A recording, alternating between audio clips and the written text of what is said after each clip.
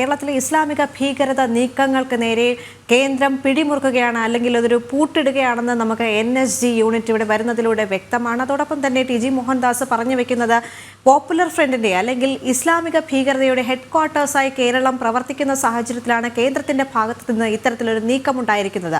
ഇസ്ലാമിക ഭീകരതയെ തുടച്ചു നീക്കാൻ ഇപ്പോഴേ മുളയിലെ നുള്ളിയില്ലെങ്കിൽ 2047 എന്ന അവരുടെ സ്വപ്നം അവർ പൂർത്തിയാക്കാനുള്ള സാധ്യതയുണ്ട്. അതുകൊണ്ട് തന്നെയാണ് കേന്ദ്രത്തിന്റെ ഭാഗത്തു നിന്ന് നിർണായകമായ ഇത്തരമൊരു നീക്കം ഉണ്ടായിരിക്കുന്നത് എന്ന് TG മോഹൻദാസ് പറഞ്ഞു വയ്ക്കുന്നുണ്ട്.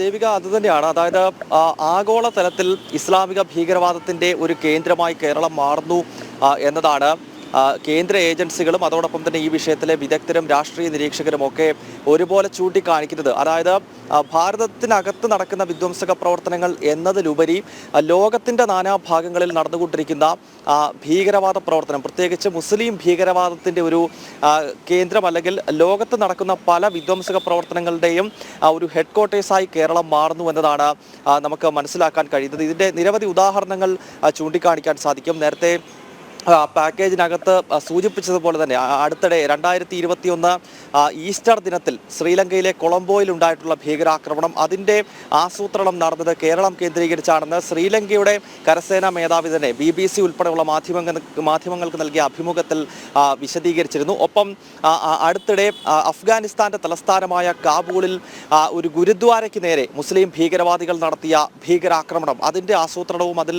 പങ്കെടുത്തിരിക്കുന്നതും മലയാളികളാണ് എന്നത് സംബന്ധിച്ചുള്ള ഞെട്ടിപ്പിക്കുന്ന വാർത്തകൾ പുറത്തു വന്നതാണ്. അങ്ങനെ ആഗോള തലത്തിൽ തന്നെ ഇസ്ലാമിക ഭീകരവാദത്തിന് നേതൃത്വം കൊടുത്തുകൊണ്ടിരിക്കുന്ന ISന്റെ ഏറ്റവും പ്രധാനപ്പെട്ട രാജ്യത്തെ ഒരു കേന്ദ്രം കേരളമാണ്. കാരണം ISന്റെ ആശയങ്ങൾ കൃത്യമായി നടപ്പാക്കിക്കൊണ്ടിരുന്ന സംഘടനയാണ് Popular Front of India. 2022 September മാസം 28-ാം തീയതിയാണ് കേന്ദ്ര ആഭ്യന്തര മന്ത്രാലയം UAPA ചുമത്തി ഈ ഭീകര സംഘടനയെ നിരോധിച്ചത്. ആ നിരോധനത്തിന് തൊട്ട് മുൻപ് ഓപ്പറേഷൻ ഒക്ടോപ്പസ് എന്ന പേരിൽ രാജ്യത്തൊട്ടാകെ വലിയൊരു റെയ്ഡ് കേന്ദ്ര ഏജൻസികൾ സംയുക്തമായി നടത്തിയിരുന്നു.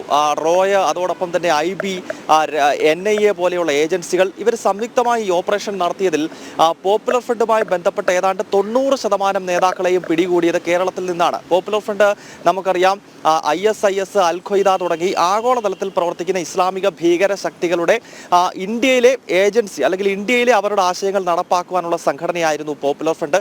അത് പല പേരുകളിൽ, മുൻപ് അത് NDF ആയിരുന്നു, അതിനു മുൻപ് സ്റ്റുഡൻസ് ഇസ്ലാമിക് മൂവ്മെന്റ് എന്ന പേരിൽ സിമിയായി അവർ പ്രവർത്തിച്ചു. 80കളിൽ അത് സിമി ആയിരുന്നുവെങ്കിൽ പിന്നീട് 90കളുടെ ആദ്യം അത് NDF ആയി മാറുന്നു. 2006 അത് പോപ്പുലർ ഫ്രണ്ട് ഓഫ് ഇന്ത്യ ആയി. അങ്ങനെ പല പേരുകളിൽ പ്രവർത്തിച്ചിട്ടുള്ള ഈ സംഘടന അതിൻ്റെ ഏറ്റവും പ്രധാനപ്പെട്ട പ്രവൃത്തി എന്നത് ISISന്റെയും അൽ ഖ്വയ്ദയുടെയും ബൊക്കോ ഹറാമിൻ്റെയും ഒക്കെ ആശയങ്ങൾ കേരളത്തിലും ഇന്ത്യയിലും നടപ്പാക്കുന്നു, അതിനുവേണ്ടി പ്രവർത്തിക്കുന്നു എന്നുള്ളതാണ്. ആ സംഘടനയുടെ ഏറ്റവും പ്രധാനപ്പെട്ട ശക്തി കേന്ദ്രം കേരളമായിരുന്നു എന്നത് നമുക്കതിൻ്റെ നിരോധന കാലഘട്ടത്തിൽ കൃത്യമായി മനസ്സിലാക്കാൻ സാധിച്ചു. കാരണം ഈ സംഘടനയെ നിരോധിക്കുന്നതിന് മുൻപ് ഇതിൻ്റെ പ്രധാനപ്പെട്ട നേതാക്കളെല്ലാം പിടികൂടുന്നതിന് വേണ്ടിയാണ് 1ാം നിര, 2ാം നിര, 3ാം നിര നേതാക്കളെ പിടികൂടി ജയിലിൽ അടയ്ക്കുക എന്ന ലക്ഷ്യത്തോടെയാണ് ഓപ്പറേഷൻ ഒക്ടോപ്പസിന് കേന്ദ്ര ഏജൻസികൾ നേതൃത്വം നൽകിയത്. അതിൽ 90% നേതാക്കളെയും പിടികൂടിയത് കേരളത്തിൽ നിന്നാണ്.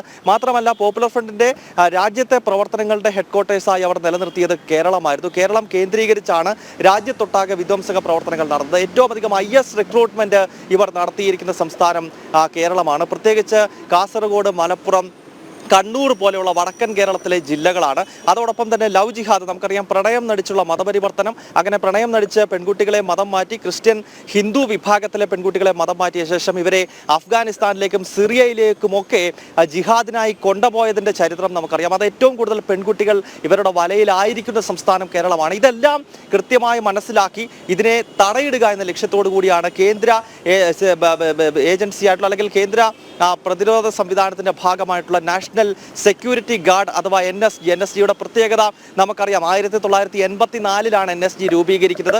ഏറ്റവും പ്രധാനപ്പെട്ട ഇവരുടെ ആക്ഷൻ എന്നത് ഭീകരവാദത്തെ നേരിടുക എന്നുള്ളതാണ്. കാരണം രാജ്യത്ത് എവിടെയൊക്കെ ഭീകരവാദികൾ അഴിഞ്ഞാടാൻ ശ്രമിക്കുന്നു അവിടെയെല്ലാം NSGയുടെ സാന്നിധ്യം നമുക്ക് കാണാൻ സാധിക്കും. 1984 ഓപ്പറേഷൻ ബ്ലൂ സ്റ്റാറിന്റെ ഭാഗമായിട്ടാണ് NSG രൂപീകരിക്കുന്നത്. കാരണം ആ സമയത്ത് ഇന്നത്തെ പഞ്ചാബിൽ ഖാലിസ്ഥാൻ വാദം വളരെയധികം ശക്തിപ്പെടുകയും ബിദ്രൻവാലയുടെ നേതൃത്വത്തിൽ ഖാലിസ്ഥാൻ എന്ന് പറയുന്ന ഭാരതത്തിലെ പഞ്ചാബിനെയും പാകിസ്ഥാനിലെ പഞ്ചാബിനെയും ഏകീകരിച്ചുകൊണ്ടൊരു സിഖ് പരമാധികാര രാഷ്ട്രം രൂപീകരിക്കുവാൻ ഈ ഭിന്ദ്രൻവാലയുടെ നേതൃത്വത്തിൽ ശ്രമം നടക്കുന്നു. അതിനെ കേന്ദ്ര സർക്കാർ എതിർക്കുന്നു. അങ്ങനെ വലിയ ഓപ്പറേഷൻ ബ്ലൂ സ്റ്റാർ എന്ന പേരിൽ 1984 പഞ്ചാബിലെ അമൃത്സറിലെ ഗോൾഡൻ ടെമ്പിളിൽ നടക്കുന്നുണ്ട്. അതിനോടനുബന്ധിച്ചാണ് NSG 1984 രൂപീകരിക്കുന്നത്. ഇപ്പോൾ 39 വർഷമായിരിക്കുന്നു. NSGക്ക് നിലവിൽ യൂണിറ്റുകൾ ഉള്ളത് മുംബൈ, മഹാരാഷ്ട്രയിലെ മുംബൈയിൽ, അതോടൊപ്പം തന്നെ ഗുജറാത്തിലെ ഗാന്ധിനഗറിൽ, ഹൈദരാബാദിൽ, അതോടൊപ്പം തന്നെ തമിഴ്നാട്ടിലെ ചെന്നൈയിൽ ഉണ്ട്, അതോടൊപ്പം തന്നെ കൊൽക്കത്തയിലുണ്ട്. അങ്ങനെ 5 യൂണിറ്റുകളാണ് നിലവിൽ NSGക്കുള്ളത്. ഇത് കൂടാതെ പുതിയതായി 3 യൂണിറ്റുകൾ വരുന്നു. അതിലൊന്നാണ് കേരളത്തിൽ സ്ഥാപിക്കാൻ ലക്ഷ്യമിടുന്നത്. കാരണം കേരളം ഇസ്ലാമിക ഭീകരവാദത്തിന്റെ ഒരു കേന്ദ്രമാണ്.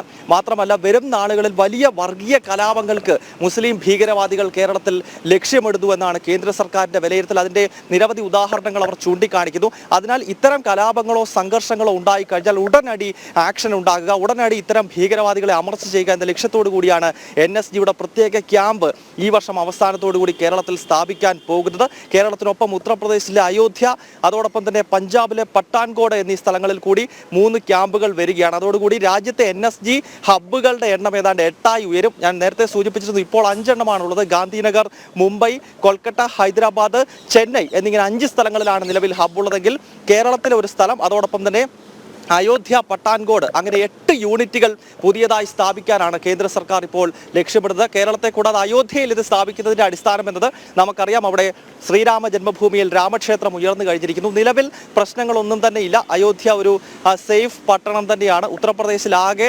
പ്രശ്നങ്ങളില്ലാത്ത വളരെ സുന്ദരമായ ഏതാണ്ട് 10 വർഷമാണ് കടന്നുപോയത്. കാര്യമായ കലാപങ്ങളില്ല. ഒരു കാലത്ത് ഉത്തർപ്രദേശിൽ തുടർച്ചയായ വർഗീയ കലാപങ്ങളും സംഘർഷങ്ങളും നിലനിന്നിരുന്നു. പക്ഷേ യോഗി ഭരണത്തിൽ അവിടെ കലാപമുക്തമായ ഒരു ഉത്തർപ്രദേശിനെയാണ് കാണാൻ സാധിക്കുന്നത്.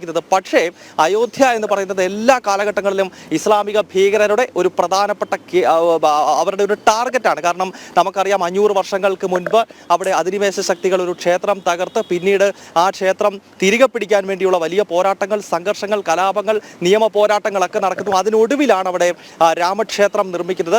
അതിനാൽ തന്നെ നിലവിൽ ഉത്തർപ്രദേശും അയോധ്യയും ഒക്കെ ഒരു തരത്തിലുള്ള സംഘർഷങ്ങളില്ല. വളരെ സമാധാനത്തോടു കൂടി ആളുകൾ ജീവിക്കുന്നുവെങ്കിൽ പോലും പല കാലഘട്ടങ്ങളിൽ ഒരുപക്ഷെ മുസ്ലിം ഭീകരശക്തികൾ അതിനെ ടാർഗറ്റ് ചെയ്ത് അവിടെ പ്രശ്നങ്ങൾ സൃഷ്ടിക്കാൻ ശ്രമിച്ചേക്കാം. ഇത് മുന്നിൽ കണ്ടുകൊണ്ടാണ് ഉത്തർപ്രദേശിലെ അയോധ്യയിൽ നാഷണൽ സെക്യൂരിറ്റി ഗാർഡിന്റെ ഒരു യൂണിറ്റ് സ്ഥാപിക്കാൻ കേന്ദ്ര സർക്കാർ തീരുമാനിക്കുന്നത്. അതിനോടൊപ്പം പട്ടാൻകോടിന്റെ പ്രത്യേകത പ്രത്യേകിച്ച് എടുത്തു പറയേണ്ടതില്ല. അത് പാകിസ്ഥാനുമായി ചേർന്ന് കിടക്കുന്ന സ്ഥലമാണ്. പഞ്ചാബിലെ ഒരു പ്രധാനപ്പെട്ട പട്ടണമാണ്. നേരത്തെ അവിടെ ഭീകരാക്രമണം ഉണ്ടായിട്ടുണ്ട്. അന്ന് NSGയുടെ ആക്ഷൻ അവിടെ അനിവാര്യമായി വന്നതാണ്. അതിനാൽ പാകിസ്ഥാനുമായി അതിർത്തി പങ്കിടുന്ന ഒരു പ്രദേശം എന്ന നിലയിലാണ് പഞ്ചാബിലെ പട്ടാൻകോടും NSGയുടെ ഹബ്ബ് നിർമ്മിക്കാൻ, അല്ലെങ്കിൽ അവിടെ NSG സാന്നിധ്യം അവിടെ ഉണ്ടാകുന്നതിന് വേണ്ടി അവിടെ ഒരു ഹബ്ബ് സ്ഥാപിക്കാൻ കേന്ദ്രം തീരുമാനിച്ചിരിക്കുന്നത്. ദേവിക.